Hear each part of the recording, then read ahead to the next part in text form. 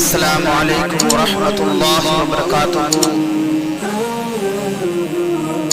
نحمده ونصلي على رسوله الكريم اما بعد فاعوذ بالله من الشیطان الرجیم بسم اللہ الرحمن الرحیم حامیم والکتاب المبین انا انزلناه في لیلۃ مبارکۃ فیہا یفرق کل امر حکیم امرا من عندنا صدق اللہ العظیم وصدق رسولہ النبی الامین المتین الکریم ونحن على ذلك لمن الشاہدین والشاکرین والحمد للہ رب العالمین۔ حضرات محترم، کچھ بیان کرنے سے پہلے بہتر اور مناسب یہ ہے کہ حضور پر دل لگا جھوم جھوم کر درود پاک پڑھ لیا جائے۔ اللہم صلی علی سیدنا و نبینا و مولانا محمد مبارک وسلم صلو علیہ وسلم صلاۃ و سلام علیک یا رسول اللہ صلی اللہ تعالی علیہ وسلم۔ حضرات محترم، ہر کام کے شروع میں بسم اللہ پڑھ کر جب درود پاک پڑھ لیا جاتا ہے تو وہ کام پائے تکمیل تک پہنچ جاتا ہے۔ ہم نماز پڑھتے ہیں، عبادت کرتے ہیں، اس کی کوئی گارنٹی نہیں کہ یہ قبول ہوتا ہے، لیکن درود ایک ایسا عمل، ایک ایسا وظیفہ ہے جس کے بارے میں روایتوں میں آتا ہے کہ یہ قبول ہونا ہی ہونا ہے، چونکہ خود اللہ اور اس کی نوری مخلوق اس غیب بتانے والے نبی پر روزانہ درود کی ڈالیاں نشابر کرتے ہیں۔ تو قرآن میں ہے ایمان والو تم بھی اپنے حبیب پر خوب خوب درود و سلام بھیجو۔ جب انسان نبی پر کثرت سے درود و سلام بھیجتا ہے تو کل قیامت کے دن وہ نبی کے بالکل قریب ہوگا۔ اور جن کے علاوہ جو ہم درود پاک پڑھتے ہیں وہ درود کا تحفہ ڈالیوں میں لے کر کے فرشتے حضور کی بارگاہ میں جاتے ہیں، لیکن جمعے کا دن ایسا بابرکت اور مبارک دن ہے کہ خود حضور سماعت کرتے ہیں۔ اب آپ کے زبان میں ذہن میں ایک سوال پیدا ہوتا ہوگا کہ حضور تو اس دنیا میں ہے نہیں بظاہر، تو حضور کیسے درود سنتے ہوں گے؟ تو اس کا جواب یہ ہے، بعض صحابہ نے حضور کی بارگاہ میں پوچھا، یا رسول اللہ آپ کے نہ ہونے کے بعد کیا آپ اس امتی کا بھی درود سنیں گے؟ تو اللہ کے رسول نے ارشاد فرمایا، ہاں میں اس ظاہری دنیا کے بعد بھی اپنے امتی کا درود پاک سنوں گا۔ یعنی زمین پر انبیاء علیہ السلام کے جسموں کو کھانا حرام فرما دیا، بے شک انبیاء علیہ السلام اپنی قبروں کے اندر زندہ ہیں، اللہ اپنی رحمت کاملہ سے انہیں رزق بھی عطا کرتا ہے۔ تو پتہ یہ چلا کہ ہم قیامت تک اب کوئی نبی نہیں آئے گا، ہم جب اپنے حضور پر درود و سلام پڑھیں گے ہمارا درود و سلام ہمارے حضور سماعت فرمائیں گے۔ تو پھر پڑھیے درود پاک، اللہم صلی علی سیدنا و نبینا و مولانا محمد مبارک وسلم صلو علیہ وسلم صلاۃ و سلام علیک یا رسول اللہ صلی اللہ تعالی علیہ وسلم۔ حضرات محترم، آپ کو معلوم ہے کہ یہ شعبان کا مبارک مہینہ چل رہا ہے، رمضان المبارک کا پڑوسی ہے، تو جب رمضان کا مبارک مہینہ اتنی عظمتوں والا ہے تو اس کا پڑوسی پھر کتنا عظمتوں والا ہوگا؟ یہ بھی عظمتوں والا مہینہ ہے، یعنی رمضان اتنا بابرکت مہینہ ہے تو جو اس کے پڑوس میں ہے وہ بھی برکت والا ہے۔ یہ شعبان المعظم کا مبارک مہینہ بابرکت مہینہ ہے، یہ بہت ہی عظمت والا مہینہ ہے، بابرکت مہینہ ہے۔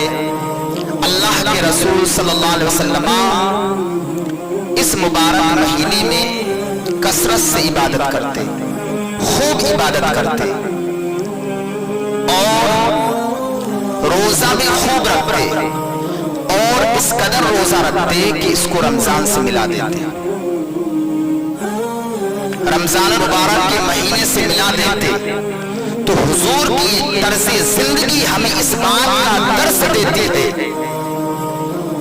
کہ ہم کو بھی رمضان المبارک کی مہینے کی تیاری کرنا چاہیے، چونکہ ہم 10 مہینے مسلسل روزے نماز سے 11 مہینے دور ہٹ جاتے ہیں، لیکن رمضان کا مبارک مہینہ جب تشریف لاتا ہے تو ہر چھوٹا بڑا سبھی لوگ سارے لوگ نماز پڑھتے ہیں، لیکن نماز کی عادت کو بنانا، چونکہ انسان مرکب ہے 4 چیزوں سے، اس کی فطرت میں ہے گناہ کرنا، برائیوں میں ملوث ہونا، نیکیوں سے دور رہنا، تو حضور کی طرز زندگی اس بات کی طرف اشارہ کرتی ہے کہ حضور نے جب اس مبارک مہینے کا اہتمام کیا، نمازیں کثرت سے پڑھی، روزے رکھے، تو ہمیں بھی چاہیے کہ ہم بھی اس مبارک مہینے میں اچھی طرح سے ڈھل جائیں، عبادت پر گامزن ہو جائیں، نماز پنجگانہ کی عادت بنائیں، تاکہ رمضان کا جب مبارک اور بابرکت مہینہ آئے تو ہمیں مشقت نہ ہو، دشواری نہ ہو، ہمیں پریشانی نہ ہو۔ جب ہم اس مبارک مہینے میں نماز پنجگانہ کا اہتمام کریں گے تو انشاءاللہ پھر رمضان میں ہمارے کوئی نماز قضا نہیں ہوگی۔ سحری کھا کے لوگ اکثر سو جاتے ہیں، لیکن اگر آج ہی سے فجر کی نماز کی عادت ڈال لی تو پھر انشاءاللہ تعالی رمضان کے مبارک مہینے میں آپ پوری رمضان آپ فجر کی نماز نہیں چھوڑ سکتے۔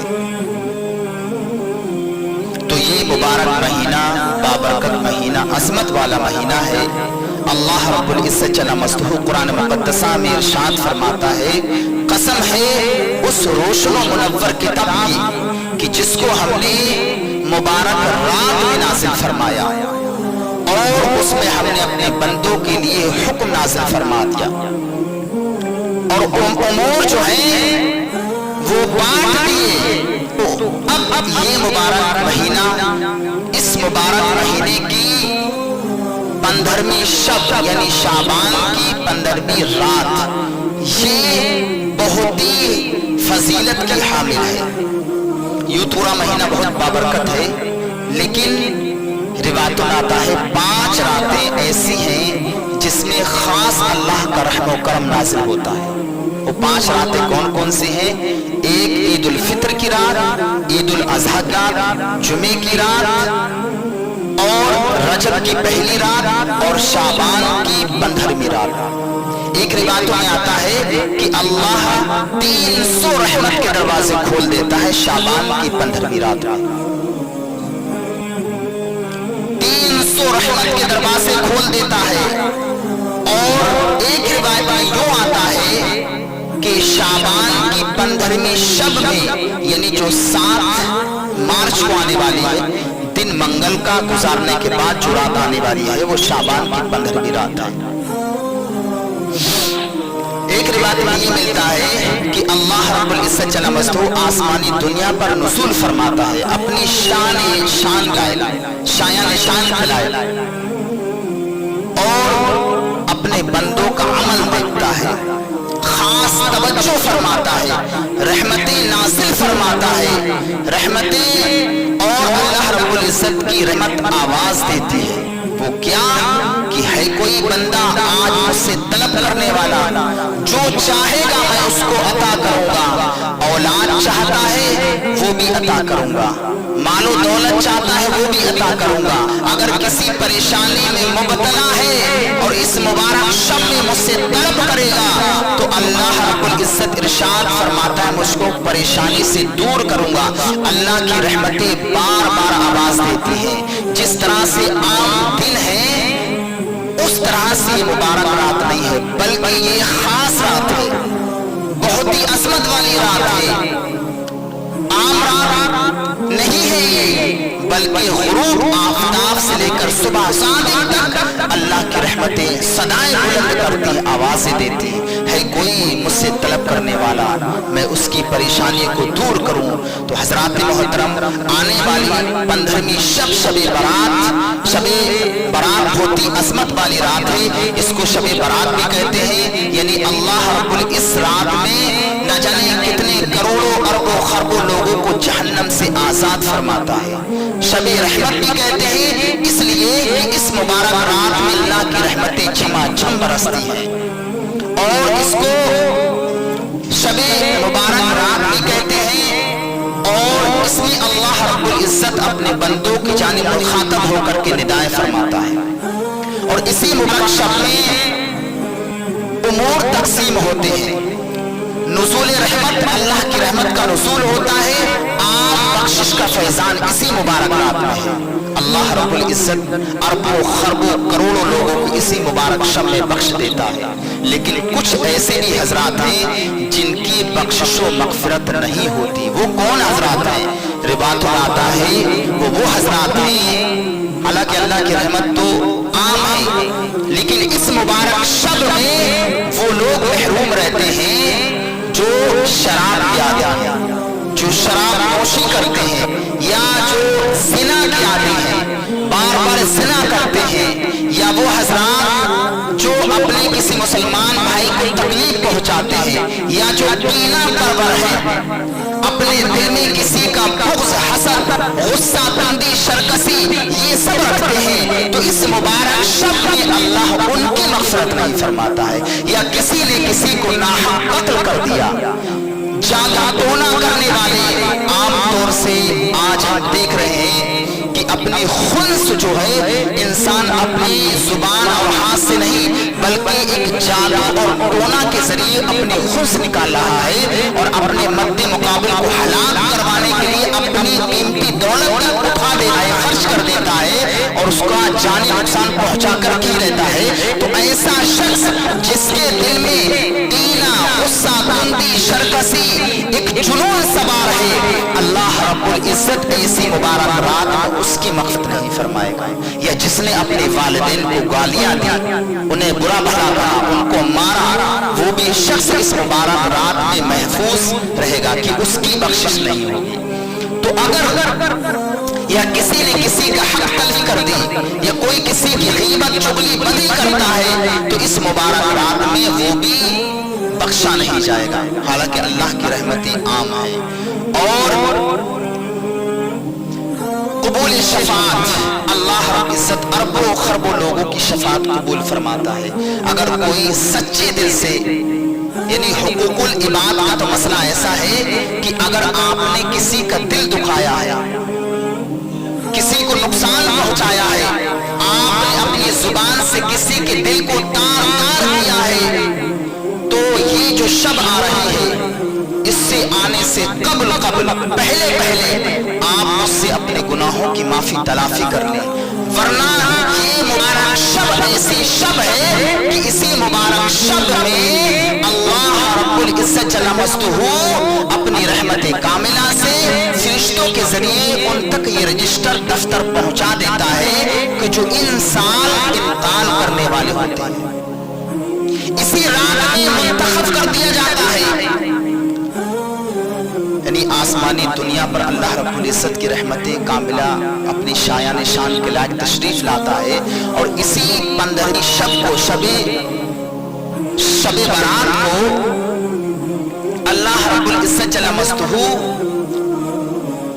منتخب فرما دیتا ہے کہ اس رات کتنے لوگ حج کریں گے, کتنے لوگوں کا انتقال ہوگا, انسان کون کون سے بچے دنیا کے اندر تشریف لائیں گے, پیدا ہوگی, وہ اسی مبارک رات میں منتخب کر دیا جاتا ہے اور فرشتوں کو اس کا دفتر اس کا رجسٹر دے دیا جاتا ہے.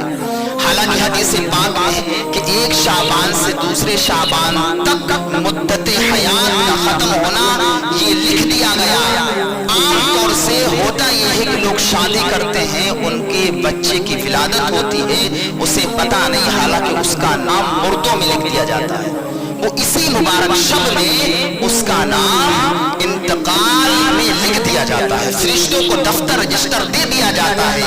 ایک حدیث پاک میں یہ ہے کہ کتنے بچے پیدا ہوں گے، کتنے لوگ انتقال کریں گے، وہ اسی مبارک شب میں دے دیا جاتا ہے۔ اب دوسری حدیث پاک سنیے، حضرت عائشہ صدیقہ عفیفہ رضی اللہ تعالی عنہا فرماتی ہیں کہ ایک دن میری باری کا دن تھا، حضور میرے روم میں نہیں تھے، رات کی کسی پہر میں حضور میرے کمرے میں نہیں تھے، تو میں اٹھی اور میں دیکھنے گئی تو کیا دیکھا کہ جنت البقیع جو مسلمانوں کا قبرستان ہے اس میں میں نے حضور کو پایا، اور حضور ان مرحومین کے لیے دعائیں کر رہے، شہداء کے لیے دعائیں کر رہے۔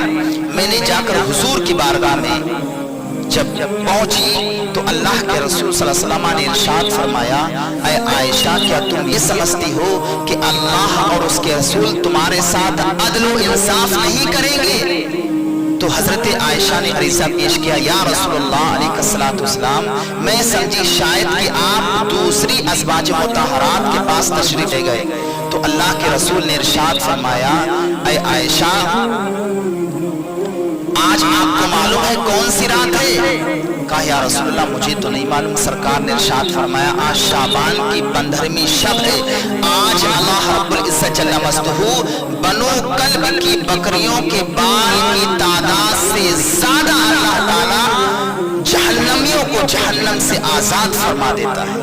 اللہ، بنو کلب ایک قبیلہ ہے جو بھیڑ بکریاں کثرت سے پالتے تھے، لاکھوں ایک انسان کے پاس ہوتی تھی، تو اب جب لاکھوں بکریاں اور بھیڑ ہوگی تو پھر ان کی تعداد بالوں کی بھی بہت زیادہ ہوگی۔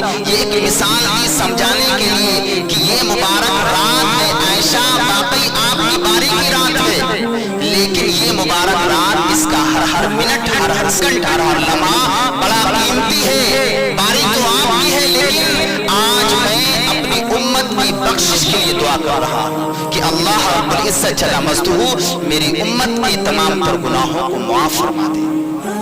اللہ، ایک روایت میں یہ ملتا ہے اللہ کے رسول صلی اللہ علیہ وسلم شعبان کی 13ویں رات کو سجدے میں سر رکھتے ہیں، دعا کرتے ہیں، یا اللہ میری گنہگار امت کو بخش دے۔ تو روایتوں میں آتا ہے کہ 3/3 یعنی 3 حصوں میں ایک حصہ اللہ تعالیٰ اپنے حبیب کی امت کو بخش دیتا ہے۔ پھر 14ویں رات کو آپ دعا کرتے ہیں، یا اللہ میری گنہگار امت کو بخش دے۔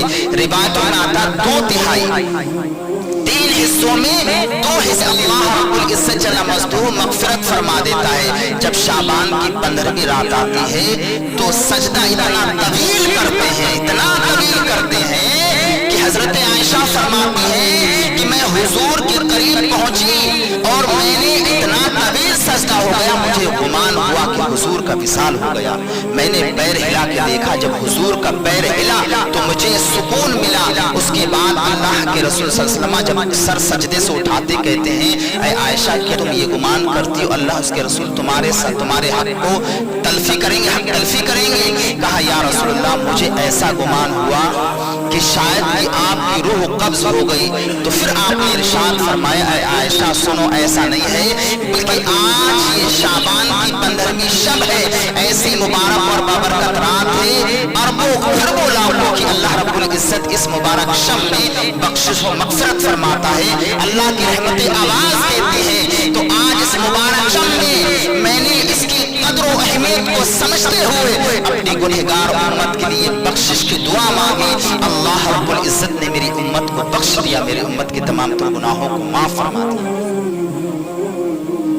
تو یہ مبارک رات، حالانکہ سب کو معلوم ہے کہ اس مبارک رات میں لوگ جاتے ہیں، قبرستان جاتے ہیں، لیکن یوں ہی ٹہل ٹہل کے پوری رات برباد کر دیتے ہیں۔ پوری رات ادھر سے گئے ادھر آئے، کبھی قبرستان میں گئے، لیکن کوئی ذکر نہیں، کوئی قرآن کی تلاوت نہیں۔ حالانکہ اس مبارک شب میں آپ کے مرحومین مرحومات آپ کے دروازے پر آ کر صدائیں بلند کرتے ہیں، ہے کوئی مجھ پر کرم کرنے والا، ہے کوئی مجھ پر رحم کرنے والا، اے میری اولاد تم میں سے ہے کوئی میرے لیے صدقہ و خیرات کرنے والا؟ بار بار بڑی پرکیف اور ایک درد بھری آواز میں روح مرحومین پکارتی ہیں۔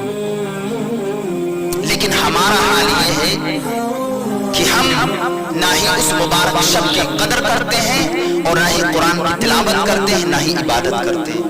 حالانکہ اللہ کے رسول صلی اللہ علیہ وسلم کی ساری زندگی آپ نے شعبان کے مبارک مہینے میں اس کی قدر و منزلت کو جانتے ہوئے اور آپ کی امت کو بتاتے ہوئے آپ نے عبادت کی، کثرت سے روزے بھی رکھے اور اپنے گنہگار امت کے لیے بخشش کی دعائیں بھی کی۔ لیکن ہمارا حال یہ ہے کہ ہم ٹہل ٹہل کے پوری رات گزار دیتے ہیں اور برباد کر دیتے ہیں۔ تو آنے والی شعبان کی 15ویں شب ہے، رات ہے، اس میں ٹہل ٹہل کے نہ گزاریں بلکہ اس مبارک رات میں خوب عبادت کریں، کثرت سے قرآن پاک کی تلاوت کریں اور سورہ یاسین شریف کی تلاوت کریں۔ ایک روایت میں آتا ہے کہ نماز میں زیادہ سے زیادہ قرآن پاک پڑھیں، اور اگر آپ کو زیادہ قرآن پاک یاد نہیں ہے تو پھر دیکھ کے بہتر اوراد و وظائف سے بہتر یہ ہے کہ قرآن پاک دیکھ کے پڑھیں۔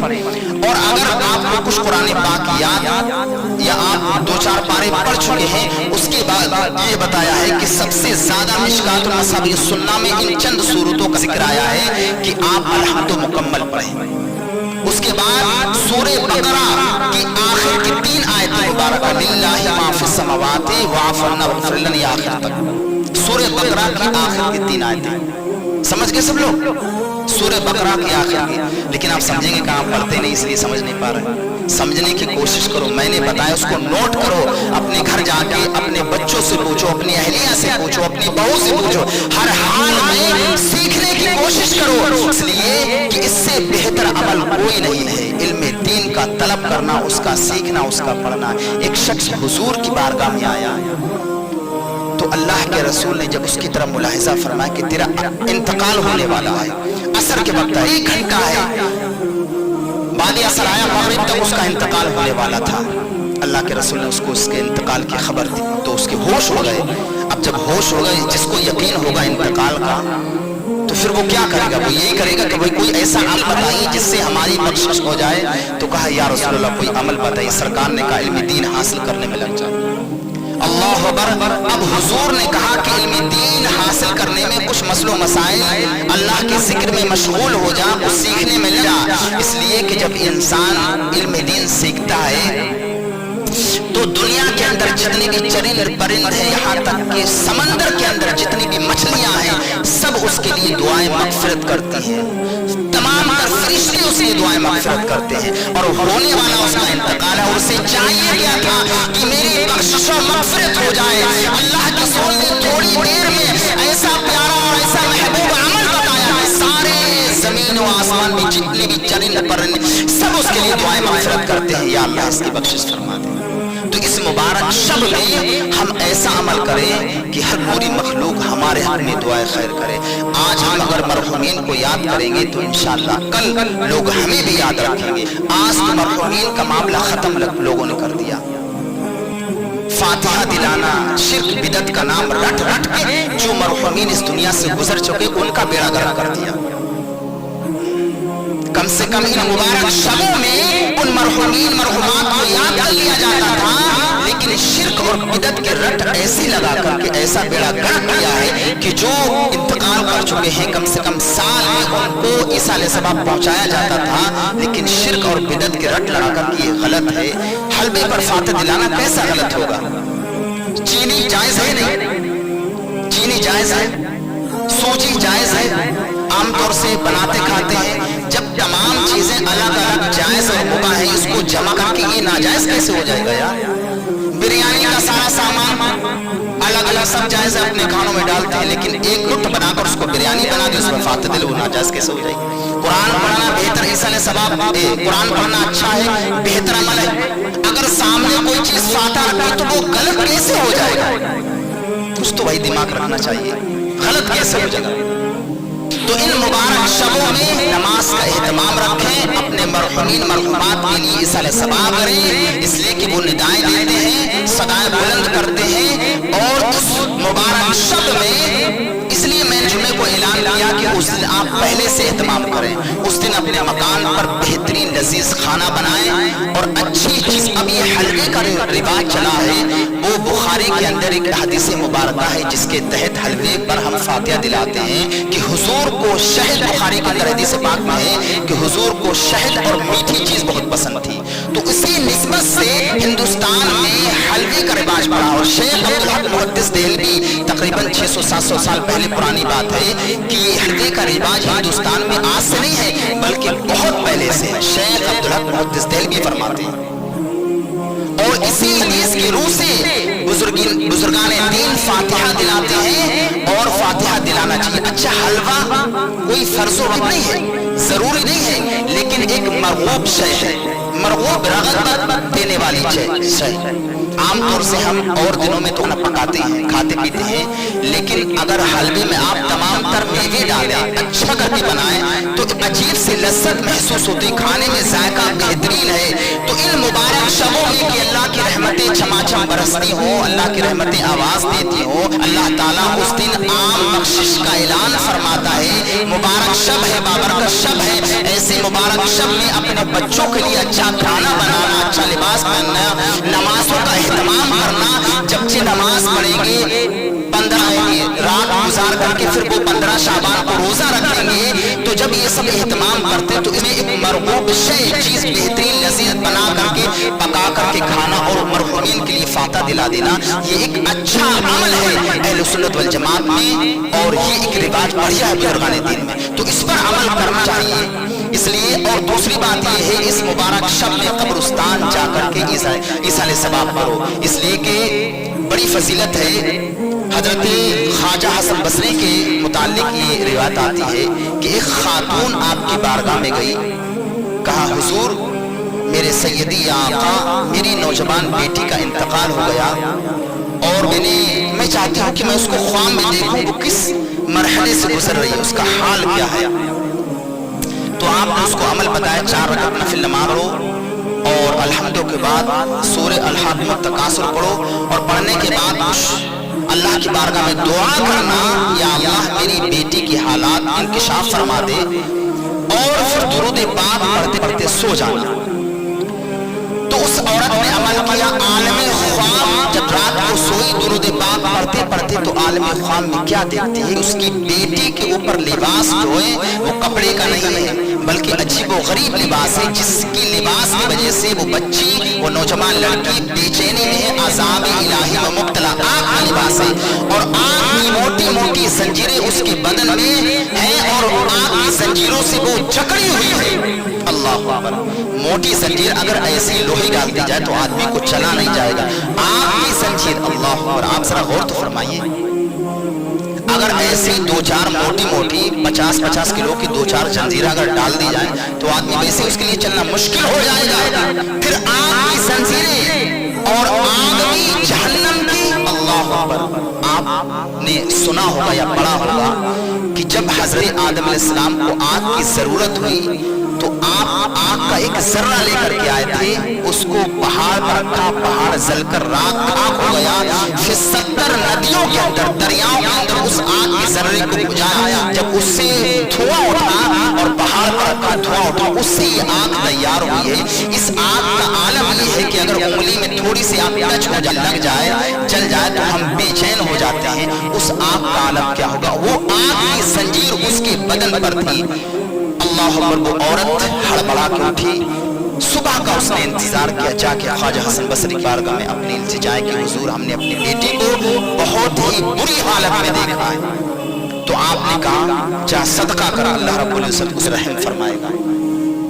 तो उस औरत ने सदका किया, रब्बुल आलमीन की बारगाह में दुआएं मांगी। अब होता क्या है कि कुछ दिन के बाद ख्वाजा हसन बसरी ने उसी औरत को आलम ख्वाब में देखा। क्या कहते हैं कि एक वो बेहतरीन हसीनो जमील बाग में एक तख्त पर बैठी हुई है, उसके सर पर ताज है। तो वो लड़की आलम ख्वाब में ख्वाजा हसन बसरी से कहती आपने मुझे पहचाना? तो आपने कहा मैंने तो तुझे नहीं पहचाना। कहा मैं वही उस खातून की बेटी हूँ जो आप उसने बताया था कि अज़ाब इलाही में मुब्तला है। तो कहा तेरा तो हाल कुछ और था, अब तुम्हें हाल कुछ और देख रहा हो। तो कहा यकीनन आपने सही फरमाया, वो ہوا یہ کہ اللہ نے یہ عذاب میرے اوپر اٹھا لیا کہ ایک شخص قبرستان سے ایک نیک شخص گزرا، اس نے نبی پر درود پاک پڑھا، تو درود پاک کی برکت سے اور پھر اس پر اس نے پڑھ کر مرحومین کے لیے اس علیہ ثواب دیا، تو اللہ تعالیٰ نے 70,000 مردوں پر سے عذاب کو اٹھا لیا۔ آپ ذرا غور فرمائیے۔ اب ہمارا حال یہ کہ اس شب معراج میں، شب برات میں ہم یوں ہی رات گزار دیتے ہیں، تو ہمیں اور آپ کو چاہیے کہ ہم اگر قبرستان میں جائیں تو ان مرحومین مرحومات کے لیے دعائیں مغفرت کریں، اور جب اگر ہم مرحومین مرحومات یا جو مدفون ہیں ان کے لیے ایصال ثواب یا دعائیں مغفرت کریں گے تو ایک دن تو ہمیں بھی مرنا ہے، یقیناً ہمیں مرنا ہے، اور جسے یقین ہو جائے تو اسے کھانا پینا اچھا نہیں لگتا۔ ایک دن تو سب کو مرنا ہے، کل نفس ذائقۃ الموت، ہر نفس کو، ہر جاندار شے کو مرنا ہے۔ میں آپ کو ایک واقعہ سناتا ہوں کہ جسے یقین کامل ہو جائے کہ انسان کو انتقال کرنا ہے، پھر اسے اچھا نہیں لگتا، تو ہمیشہ اپنی آخرت کو سنوار کے رکھنا چاہیے اور کوشش کرنا چاہیے کہ اللہ تعالیٰ ہماری آخرت سنوار دے، ہماری آخرت کو بہتر کر دے۔ بخاری کے اندر حدیث پاک ہے کہ اللہ کے رسول صلی اللہ علیہ وسلم ارشاد فرماتے ہیں کہ پچھلے انبیاء علیہ السلام میں ایک شخص تھا، ان کی امت میں ایک شخص تھا، تو بڑا مالدار تھا، امیر تھا، اور اس کی بڑی شہرت تھی، لیکن کوئی کار خیر عمل نہیں۔ جیسے ابھی کسی کو علم ہو جائے کہ میرا انتقال ہونے والا ہے، اور نمازوں سے بھی غافل رہا، ذکر و اذکار سے بھی غافل رہا، تو اس کی تو ہوش اڑ جائیں گے، ابھی ابھی انتقال ہونے والا ہے۔ تو جب اسے یقین ہوا کہ میرا انتقال ہوگا، یقیناً ہوگا، اور میں چند دن کا رہ گا، اللہ اکبر، تو اس نے اپنے بچوں کو بلایا، کڑے نوجوان اس کے بیٹے آئے، اور اپنے بیٹوں کو اس نے وصیت کی کہ میں نے دنیا میں اپنی زندگی گزاری، تمہارے ساتھ میں نے کیسا سلوک کیا؟ تو بچوں نے کہا پاپا آپ نے ہمارے ساتھ بہت اچھا سلوک کیا۔ تو کہا بیٹا جب میرا انتقال ہو جائے تو جو طریقہ ہے قبرستان میں دفنانے کا اس طرح دفنا تو ضرور دینا، لیکن کسی رات کے حصے میں میرے جسم کو نکال کے میرے جسم کو جلا دینا، جلانے کے بعد جو ہڈیاں بچیں اس کو پیس کے سرما بنا دینا، اب پھر اس کو محفوظ رکھنا۔ اس کے بعد جب تیز ہوا چلے، آندھی چلے، تو کچھ اس ہوا میں وہ راک کو اڑا دینا، اور کبھی دریا یا سمندر میں جانا، اس کو بہا دینا، اس طرح سے میرے وجود کو ختم کر دینا۔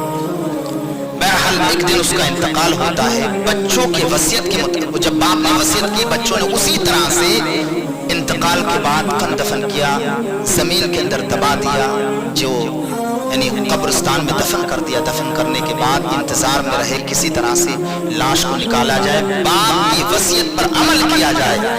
تو بہرحال دفن کر دیا، اور پھر رات کسی پہر میں کہ جب بستی سو گئی اور اس کو نکالنے کے بعد میں وصیت کے مطابق وہ جلایا، جلانے کے بعد میں جو ہڈیاں بچی اس کا سرما بنایا، اور سرما بنانے کے بعد جب آندھی آئی تو کچھ ہوا میں اڑا دیا، کچھ صحراؤں میں، کچھ دریاؤں میں اڑا دیا۔ اب یہ عمل کرنے کے بعد اللہ رب العزت سے کوئی چیز چھپی ہوئی نہیں ہے۔ جب یہ عمل دیکھا اللہ رب العزت نے دریاؤں کو، سمندروں کو، ہواؤں کو حکم دیا اس کے جسم کو اکٹھا کرو۔ پھر اللہ کی رحمت کاملہ اس کو اٹھایا، اللہ رب العزت نے اس کو زندہ کر دیا۔ اس کے بعد اس سے عمل پوچھا کہ تو نے یہ عمل کیوں کیا؟ اب دیکھو اس نے رب العالمین کی بارگاہ میں کیا عرض کیا، اے پروردگار عالم، تو نے مجھے ہر نعمت سے نوازا، مجھے اولاد دی، دولت دی، سب کچھ دیا، میں نے ساری زندگی تیری نافرمانی کی، لیکن جب موت کا وقت قریب آیا تو یہ یقین ہو گیا کہ میرے کوئی کار خیر عمل تو آئے نہیں، اب بعد انتقال میرا ہوگا کیا؟ قبر میں اگر اللہ رب العزت سوال کرے گا، فرشتے سوال کریں گے تو میں کیا جواب دوں گا؟ جب اللہ رب العزت کی بارگاہ میں جاؤں گا، اللہ مجھ سے سوال کرے گا، میں کیا جواب دوں گا؟ تو میں نے اپنے جسم کو فنا کر دیا، نہ جسم ہوگا نہ سوال ہوگا۔ اللہ رب العزت میں نے تیرے جو ہے خوف سے ڈرتے ہوئے मैंने ये अमल किया। जब अल्लाह की बारगाह में रोने लगा, गिड़ाने लगा, या अल्लाह तेरे अजाब से मैं डर गया कि तेरा जहाँ तू रहीम व करीम है वहाँ जब्बार व गफ्फार भी है। मौला तेरे डर से मैंने ये अमल किया। अल्लाह रब्बुल इज्जत को उसके रोने की वजह से, उसकी ये अमल की वजह से तरस आया। अल्लाह रब्बुल इज्जत ने उसको बख्श दिया और उसको जन्नत में दाखिल कर दिया। तो जिसे यकीन हो मौत का और सबको मरना है, कोई ऐसा बंदा नहीं जिसे मरना ना हो, तो अपनी जिंदगी को संवारते हुए इन मुबारक शबों में एहतमाम करना चाहिए, अल्लाह रब्बुल इज्जत की बारगाह में रोना चाहिए। आज तो इस दौर में लोगों ने रोना ही छोड़ दिया, कोई नमाज में रोता ही नहीं, मैं तो देखता ही नहीं हूँ। इन मुबारक रातों में रोना चाहिए, अपनी आखिरत को याद करना चाहिए। चूंकि और तो दिन हम रोते नहीं रब की बारगाह में, नमाज भी नहीं पढ़ते, लेकिन ये मुबारक शब ऐसी शब है। हजरत हुजूर ने एक दिन अपने चचा जान हजरत अब्बास से कहा कि ए मेरे चचा, क्या मैं तुम्हें ऐसा अमल ना बताऊं जो तुम्हारे लिए बेहतर हो और तुम्हारी रहनुमाई फरमाए, और बड़ी दुआओं के साथ कहा। तो कहा हाँ जरूर बताओ। कहा हो सके तो हर जुमे सलातुत तस्बीह पढ़ा करो।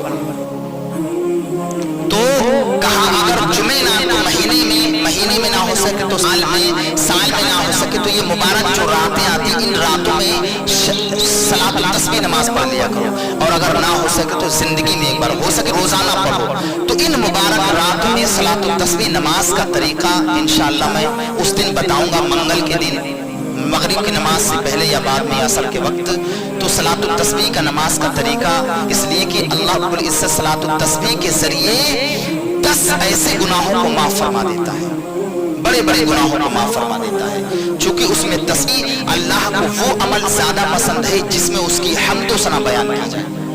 और ये तस्बीह सुब्हानल्लाह वल्हम्दुलिल्लाह वला इलाहा इल्लल्लाह वल्लाहु अकबर, ये ऐसी बाबरकत तस्बीह है कि इसमें अल्लाह की हम्द व सना बयान होती है।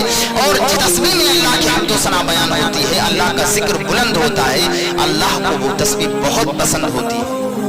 तो इसलिए इन मुबारक शबों में कदर करो, अपने मरहुमीन मरहुमात को याद करो, कसरत से नमाज पढ़ो, कुरान पाक की तिलावत करो, और उस दिन अच्छी चीज, अच्छा खाना बनाओ, खुद भी खाओ, अपने बच्चों को खिलाओ, और खाना बनाने के बाद में अपने मरहुमीन के लिए इस सबाब करो, कुरान की तिलावत करो। और रात शबे बारात 15वीं शब को यूं ना गुजार दो टहल टहल के, पान खा खा के और यूं ही गुफ्तगू करते हुए, बड़ा उधम मचाते, बड़ा अफसोस लगता है। इतनी मुबारक शब, इतनी मुबारक रात, और इंशाअल्लाह इस मुबारक शब में हमारे यहाँ रोड पर बड़ा जलसा होगा, बाहर से 2 मेहमान भी आ रहे हैं, और इसमें कुछ खर्च भी होगा।